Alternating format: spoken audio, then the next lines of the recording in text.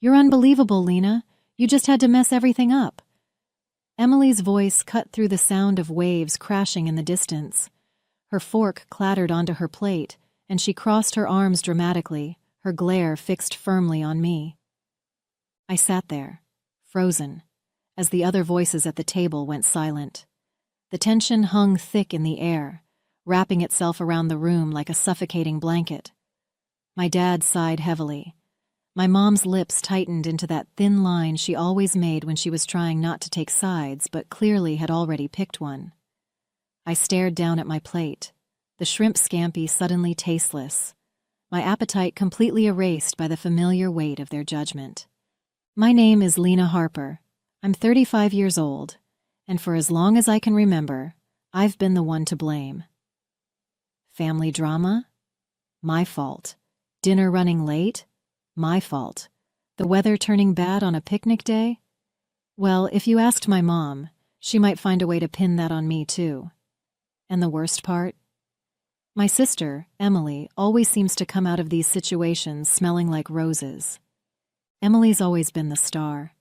She's funny, charismatic, and great at making herself look like the victim when things don't go her way. My mom calls it charming. I call it exhausting.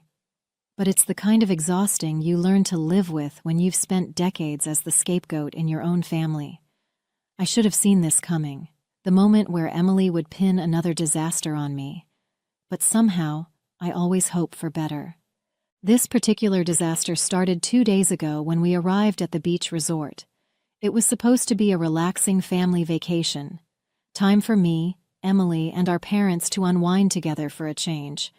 I'd even taken the lead on booking everything, the resort, the dinner reservations, and activities. I spent hours researching, comparing reviews, and triple-checking the confirmations to make sure everything was perfect. But when we showed up for our first dinner reservation at the resort's exclusive seafood restaurant, we were told there was no record of our booking. My mom immediately turned to me, her eyes narrowing. "Lena, I thought you said you handled this." "I did," I stammered, pulling up the confirmation email on my phone. "Look, it's right here. I made the reservation weeks ago." "Then why are we standing here with nowhere to sit?" Emily chimed in, her tone dripping with sarcasm. "Great job, Lena." The hostess was apologetic but firm.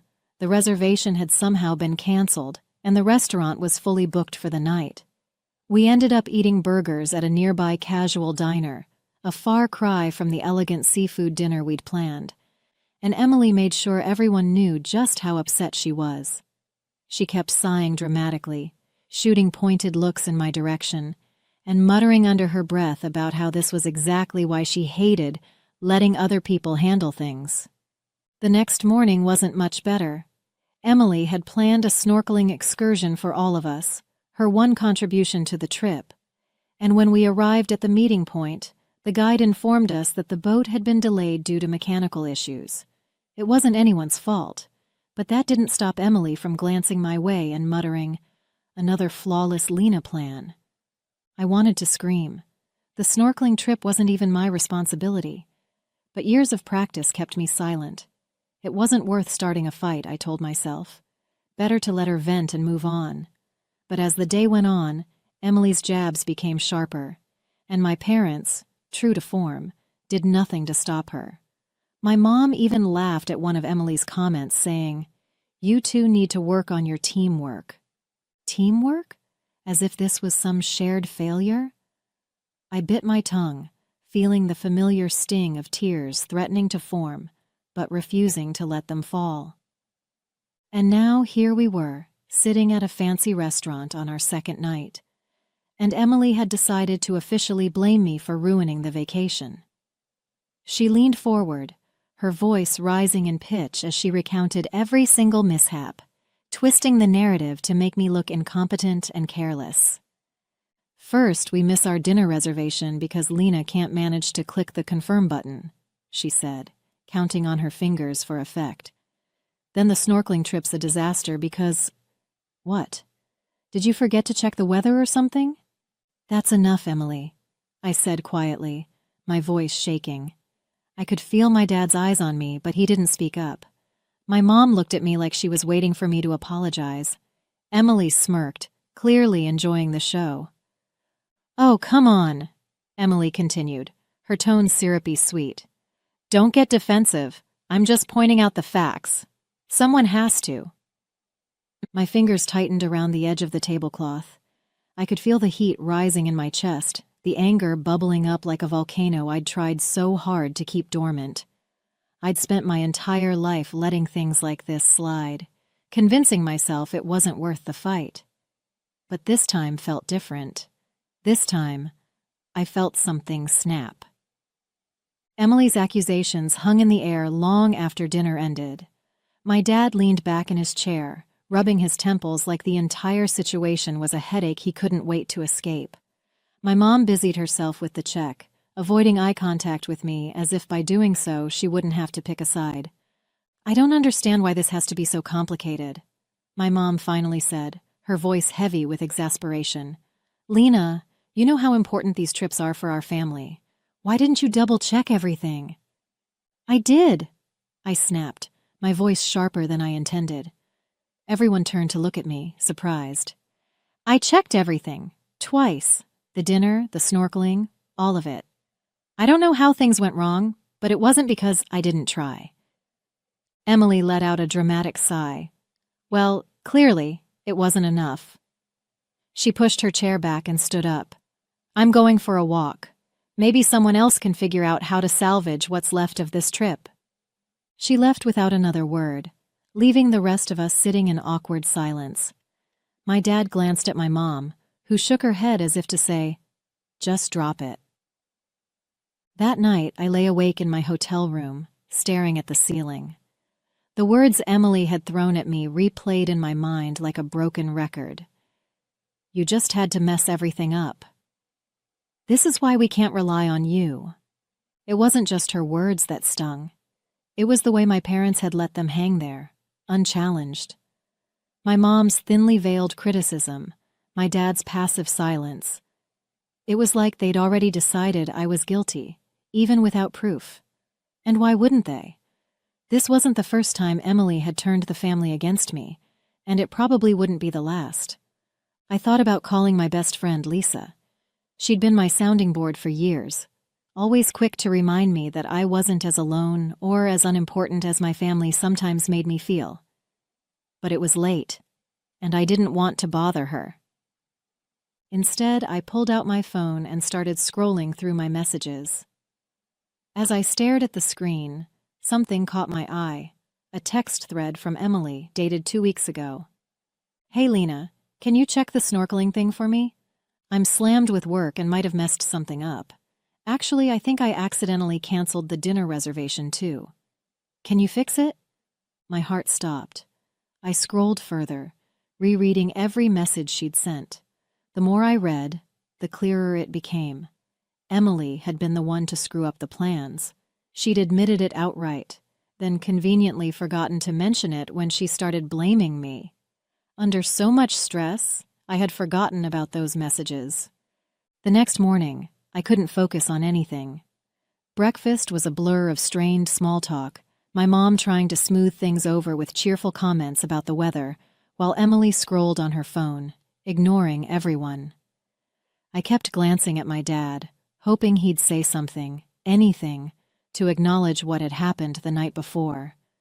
But he stayed quiet, sipping his coffee like nothing was wrong. I excused myself as soon as I could, heading down to the beach to clear my head. I texted Lisa, asking if she had time for a quick call. She called back almost immediately. "What's up?" she asked, her voice warm and familiar. "You okay?" "Not really," I admitted, my voice breaking slightly. "Emily's at it again. She blamed me for ruining the vacation, and my parents, they just went along with it. Like always." "Oh, for crying out loud," Lisa groaned. "What happened this time?" I told her everything. The dinner reservation, the snorkeling, the way Emily had twisted the story to make it seem like I was the problem. By the time I finished, I felt like I'd run a marathon. And you're just letting her get away with it?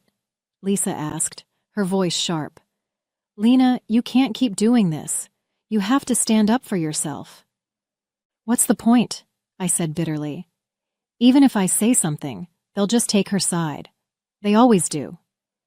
Not if you have proof, Lisa said. Do you? I hesitated, the screenshot thread flashing in my mind. Actually, I might. I told Lisa about the messages, reading them aloud to her as I scrolled. She listened silently, and when I finished, she let out a low whistle. Lena, that's a smoking gun, she said. You have to show them. I don't know, I said, chewing my bottom lip. It feels petty. Like, what if it just makes things worse? Worse than what? Letting Emily walk all over you while your parents do nothing? Come on, Lena. You've spent your whole life taking the blame for things that weren't your fault. Don't you think it's time to change that? Her words hit me hard. Deep down, I knew she was right, but the thought of confronting Emily, and by extension my parents, made my stomach churn. What if they refused to believe me? What if it just reinforced their idea that I was the troublemaker? Look, Lisa said gently, sensing my hesitation. I know it's scary, but you deserve better than this. You deserve to have your side of the story heard. The rest of the day passed in a haze. My mom suggested a trip to the boardwalk, and my dad seemed eager to avoid any serious conversations, so I tagged along, pretending to enjoy myself while my mind raced.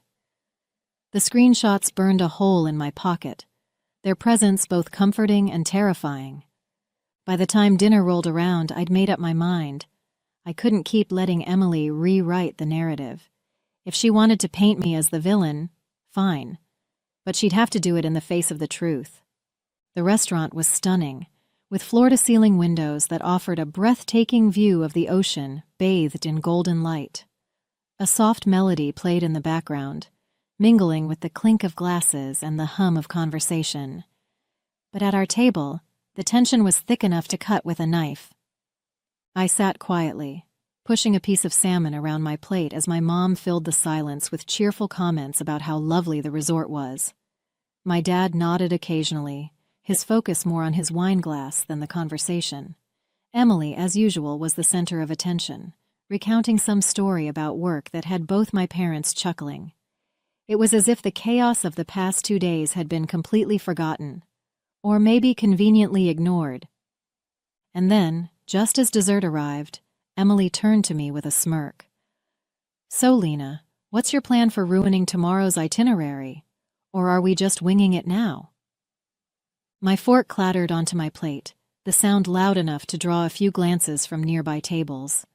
I felt my face flush, the anger bubbling up so quickly that I couldn't stop it. That's enough, Emily, I said, my voice low but firm. She laughed, tilting her head as if she were amused. Oh, come on. Don't get so defensive. I'm just joking. No, you're not, I shot back, my hands trembling slightly as I pushed my plate aside. You've been blaming me for everything that's gone wrong this week, and I'm done pretending it's okay. The table went silent. My mom's eyes widened, her hand halfway to her glass of water. My dad cleared his throat, looking uncomfortable. Emily leaned back in her chair, crossing her arms with a smug expression. Here we go, she said, rolling her eyes. Lena's playing the victim again. I took a deep breath, trying to steady my voice. I'm not playing the victim. I'm just telling the truth. And since you seem to have trouble with that, let me help you out. I pulled my phone from my bag, my heart pounding so hard I thought it might drown out the sound of my own voice. I opened the text thread and placed the phone on the table, the screen facing up. Do you recognize these, Emily? I asked, my voice sharper than I'd ever heard it. You sent me these 2 weeks ago, remember? Her smirk faltered for a moment, but she quickly recovered, reaching for the phone. What are you talking about? My mom leaned forward, squinting at the screen. What is this? It's the truth, I said, my voice steady now. Emily canceled the dinner reservation. She admitted it right here. I tapped the screen, scrolling up to highlight the messages. And the snorkeling trip? That wasn't my fault either. She asked me to fix her mistake, and when I couldn't, she decided to pin it on me instead. My dad's eyes narrowed as he reached for the phone, his face darkening as he read the messages. "Emily," he said slowly, "is this true?" Emily's face turned red, and for a moment she looked genuinely panicked. But then, like clockwork, she put on the wide-eyed, innocent look she always used to get out of trouble. "Dad, come on," she said, her voice trembling slightly. "You know how easy it is to misinterpret texts. I wasn't blaming Lena. I was just venting. It was all a misunderstanding." "Misunderstanding?" I repeated, my voice rising. "You've been blaming me all week, calling me incompetent, making me feel like everything that's gone wrong is my fault, and now you're saying it's a misunderstanding?" "Girls," my mom said, holding up her hands, "let's not turn this into a fight." "It's not a fight," I said, glaring at Emily. "It's the truth. For once, I'm not letting her rewrite the story to make herself look good." Emily's smile wavered as she looked at my dad, her voice softening. "I didn't mean to make things worse. I was stressed, okay? And I might have said things I shouldn't have, but that doesn't mean I don't care about this trip or our family." My dad set the phone down, his expression unreadable. He looked at me, then at Emily, and finally at my mom. "Beth," he said quietly, "I think we've been blind to how much we've been letting this happen." My mom's brow furrowed. "What do you mean?" "I mean," my dad continued, "Lena's been taking the blame for things she didn't do for years. We've let it slide because it was easier than dealing with the truth." For a moment, no one spoke. The only sound was the faint clatter of dishes as a waiter cleared the table next to us. My mom opened her mouth to respond but hesitated, glancing at me with an expression I couldn't quite read. "Lena," she said finally, her voice soft, "why didn't you say anything sooner?" I let out a bitter laugh. Would it have made a difference? Every time I've tried to defend myself, you've brushed it off or sided with Emily. Why would this time be any different? The weight of my words hung in the air, and for the first time in my life, I saw something crack in my mom's expression. Regret. Maybe even guilt. She reached across the table, her hand resting lightly on mine. "I'm sorry," she said, and though the words felt small compared to the years of frustration I'd carried, they meant more than I expected. Emily shifted uncomfortably in her seat, her eyes darting between our parents and me. "Look, I didn't mean for this to happen," she said, her voice quieter now. "I guess I messed up, okay? I'm sorry, Lena." I stared at her, unsure whether her apology was genuine or just another way to deflect attention. But for once, I didn't care. I wasn't seeking her approval. I'd already found what I needed, the truth, laid bare for everyone to see. The walk back to our hotel was unusually quiet. The sound of the waves crashing in the distance filled the silence as my family seemed lost in their own thoughts. My dad walked beside me, his hands shoved deep into his pockets, while my mom and Emily trailed a few steps behind, their hushed conversation barely audible. For the first time in years, I didn't feel like I was carrying the weight of the world on my shoulders. But that relief was mixed with exhaustion. Speaking up had drained me in ways I hadn't anticipated, and though I felt vindicated, part of me wondered what this would mean for us moving forward. Would anything really change? Or was this just another temporary moment of clarity, destined to fade like all the others? Back at the hotel, my dad motioned for me to join him on the balcony. The view was stunning, the moonlight casting a silver sheen over the ocean, but my mind was too cluttered to appreciate it. "Lena," he began, his voice softer than usual, "I owe you an apology." I turned to look at him, surprised. My dad wasn't the type to admit when he was wrong, not because he didn't care, but because he preferred to keep the peace by letting things blow over. Hearing those words felt like uncharted territory. "For what it's worth," he continued, "I think you were right at dinner. We've been unfair to you. I didn't see it at the time, but I see it now. And I'm sorry." The sincerity in his voice caught me off guard. I nodded, swallowing the lump in my throat. "Thanks, Dad," I said quietly. "That means a lot." He rested a hand on my shoulder, giving it a small squeeze. "You've always been the steady one in this family, you know. We've leaned on you more than we should have. I can't promise we'll get it right overnight, but I'll try." Later that evening, my mom came to my room, her expression hesitant. She lingered in the doorway for a moment before stepping inside. "I wanted to talk to you," she said, sitting down on the edge of the bed. "About tonight." I stayed silent, letting her gather her thoughts. She looked down at her hands, twisting a gold bracelet around her wrist. "Your dad's right," she said finally. "We haven't been fair to you. And I think deep down I knew that. But it was easier to look the other way, especially when Emily made such a fuss about things." I let out a small, humorless laugh. "She's good at that." My mom smiled faintly, but didn't disagree.